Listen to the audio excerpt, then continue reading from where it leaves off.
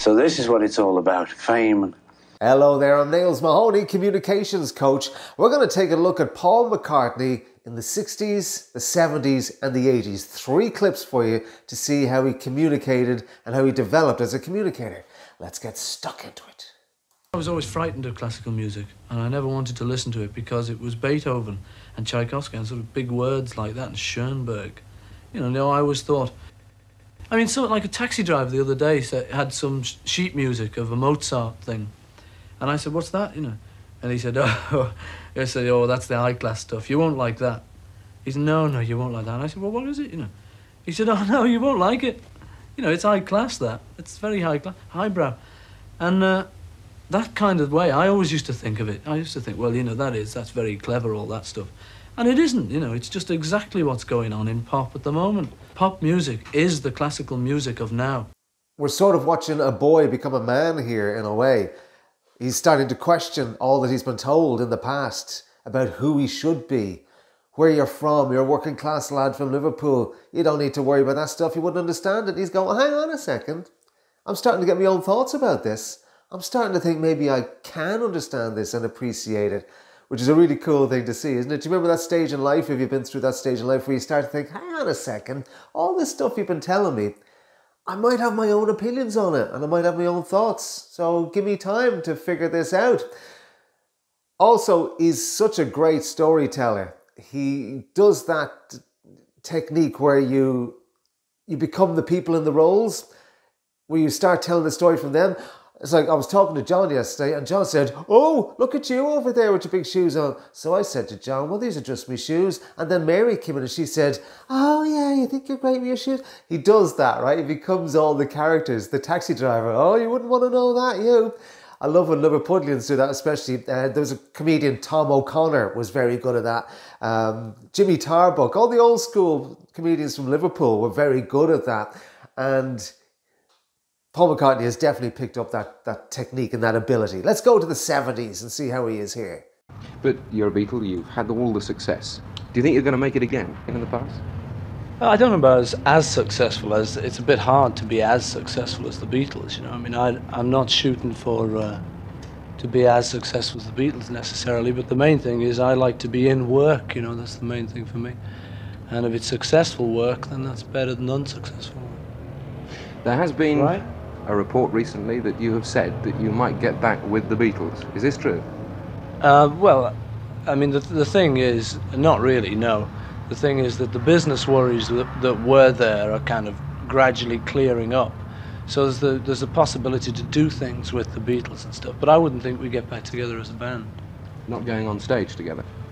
No, I wouldn't think so. I don't think any of us fancy it, to tell you the truth.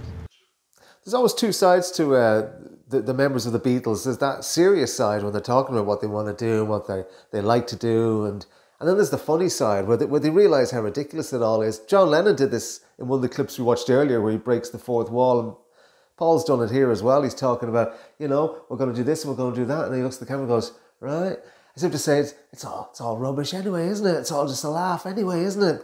So they never take themselves too seriously, even when they're being serious. And one thing I like about this clip is he's talking about work. He says, you know, if you can get value out of work and if you can do good work, that's even better. But it's all about work. I like working.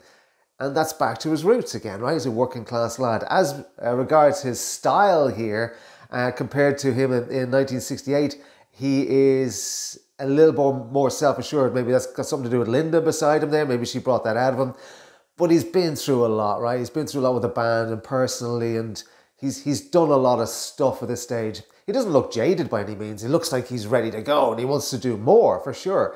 But he looks like he has his head on his shoulders a bit more. He's a bit more grounded, but still very ambitious. Still lots of things to do in his life.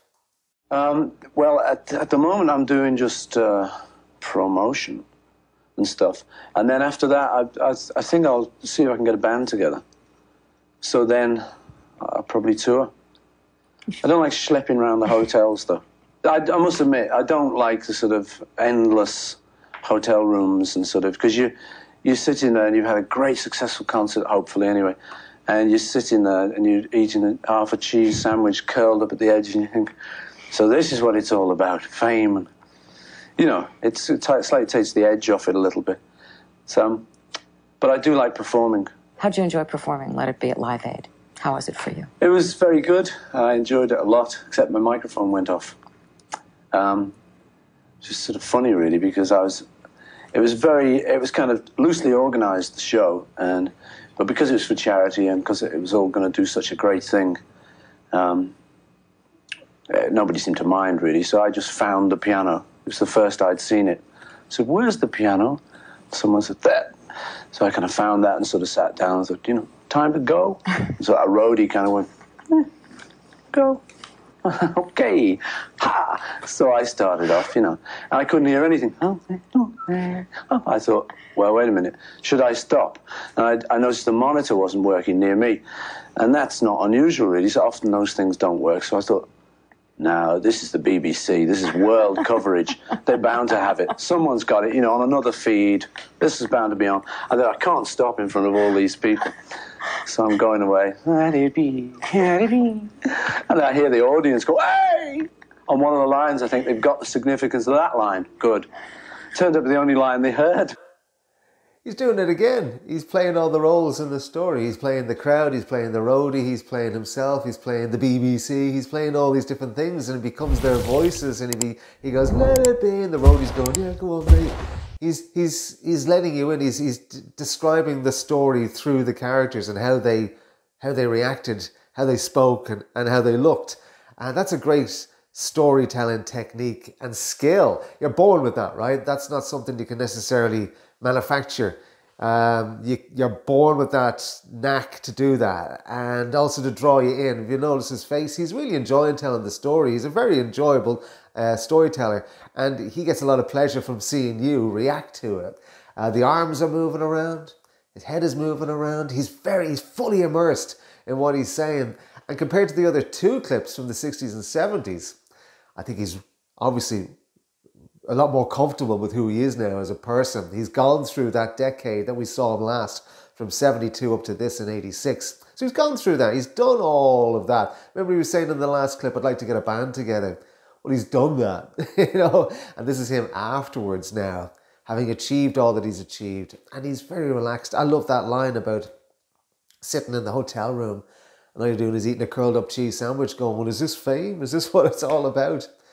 Humble, again, that working class Liverpool, Merseyside background has kept them all humble, didn't it? Kept all the Beatles humble. So, 3 things we can take away from Paul McCartney. Number 1 is storytelling. And if you can, use your voice to bring some character into what you're saying. As in, I was talking to Bill and Bill said, oh, you're not going out looking like that, are you? So you can put the characters into the story. Paul McCartney does this really well. That friendly demeanour and the low, soft voice. He's never shouting. He never gets too passionate, even when he believes in what he's talking about. It's just da-di-da, la-di-da, la-di-da. He's very in control of what he's doing without being confrontational. And finally, body language.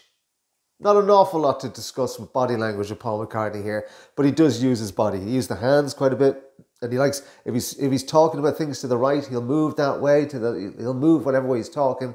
So knowing how to use your body, that's comfortable for you. You don't have to be freaking out all the time, but it's better than sitting there with your arms crossed and not saying anything and not moving your body whatsoever. So body language from Paul McCartney is very, very good in this. He's a really great communicator and just looks very comfortable in himself. I'm Niles Mahoney, Communications Coach. Thanks for watching this video. If you'd like to hit that subscribe button or the one down there, that'd be great. And I'll see you for the next video. Cheers.